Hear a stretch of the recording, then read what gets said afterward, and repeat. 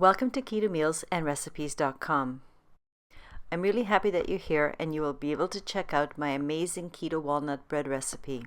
This bread is also egg-free, dairy-free, and as always, grain and gluten-free. It's perfect for keto and low-carb recipes, of course, but especially for my vegetarian and vegan friends. This bread is really hearty, it's dense, kind of like a dark rye bread.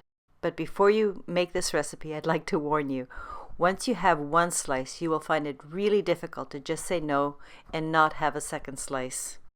And before we get started, I would also like to mention that the best shape for this bread is to make it into a classic domed loaf. If you're new to cooking and keto cooking, I'll show you how to use a pie pan to get an even shape. But if you watch all the way to the end, you'll see how to make both methods. The macronutrient ratio for this recipe is 3.5 to 1, with 10 grams of total carbs, 4.7 grams of soluble fiber, 2 grams of insoluble fiber, resulting in only 3.3 grams of net carbs per slice. Although the total carbs may seem high, there's an awful lot of fiber in this recipe, which is very healthy for you. So let's get started. The first thing you should do is preheat your oven to 200 degrees Celsius or 400 degrees Fahrenheit. And I always find it for best results, I prepare by weighing out all my ingredients as exactly as possible. The next step is to make the coconut buttermilk. To make this, all you have to do is to combine the full-fat coconut cream that doesn't have any gur gum or any other additives with the apple cider vinegar. I usually do this in the measuring bowl because it's easier to pour out afterwards. And then just stir the coconut cream and vinegar mixture really well and put it aside for a minimum of 15 minutes. You want the vinegar to slightly curdle the coconut cream. Then I assemble all my dry ingredients. You don't have to put them in any specific order, but here they are. I use almond flour, whole psyllium husk, and confectionery sweetener, glucomannan, baking powder, baking soda, salt, and after I've assembled all of my dry ingredients, I sift them through a fine mesh sieve because I really like to aerate my ingredients and to make sure there aren't any large clumps of especially almond flour. After aerating into a large bowl, just set this aside. Next, to the food processor, add the walnuts and oat fiber and grind.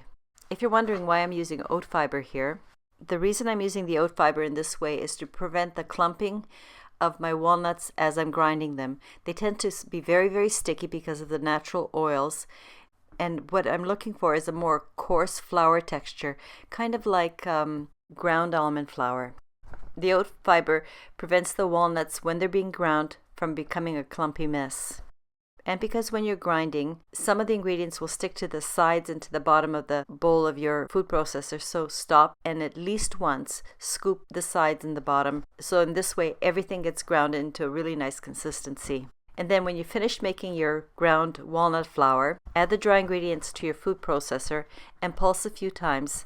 This will blend all the ingredients very nicely and it's much easier. Then pour everything into a mixing bowl.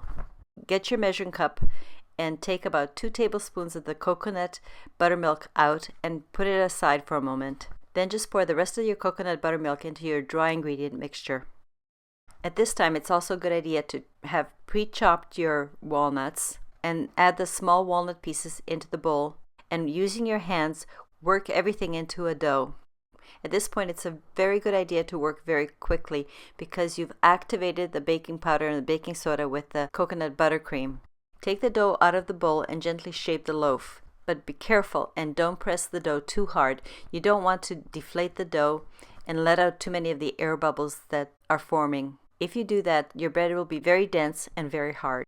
The best size for this loaf is to shape it into a 6-inch or 15-centimeter domed loaf.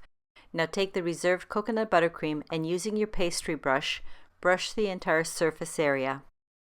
And just before placing the bread into the preheated oven, it's a really good idea to score your bread by cutting down the center and making a few cuts on either side of the center as I'm showing here. These cuts should be about a 1/2 centimeter or 1/4 inch deep. This will allow the water vapor to escape as the bread is baking. As I mentioned earlier, if you're new or if you prefer, you could use a metal pie pan to shape and make your loaf. For this pie pan, simply place a parchment liner on the bottom and then just grease the sides with coconut oil. Then put your dough into the pan, pat it down gently, score it, and cover it with the buttermilk cream. This works really well too. However, I prefer using the first method.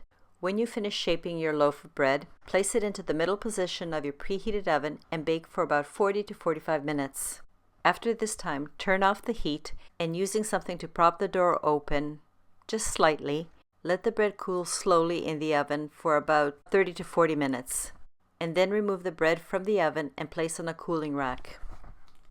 You're going to be seriously tempted to take a slice right now, but please let the bread cool completely to room temperature before you cut it. When the bread is done properly, the top of the bread is crispy and sounds something like this.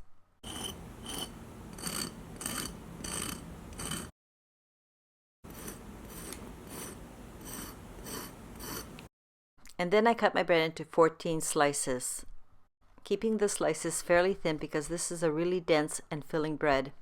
And if you're wondering how I got to 14 slices, then I take 2 or 3 of my center pieces and cut them in half because these center pieces are quite long.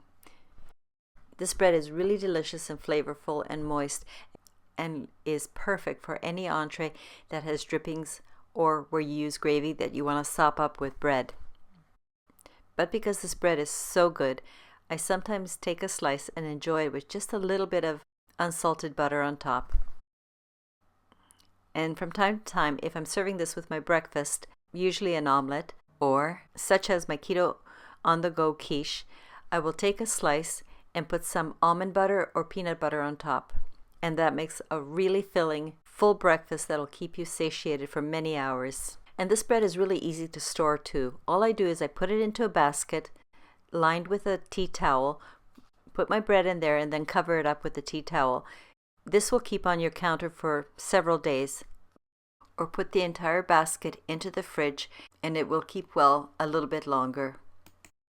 If you make this bread, please take a picture, and if you post it to your Instagram, tag me on your Instagram photo. I would really love to see your picture. If you like this recipe and my video channel, please subscribe and turn on your notification bell so that you will know when I post my next video. As always, the link for the printable walnut bread recipe will be posted in the description below.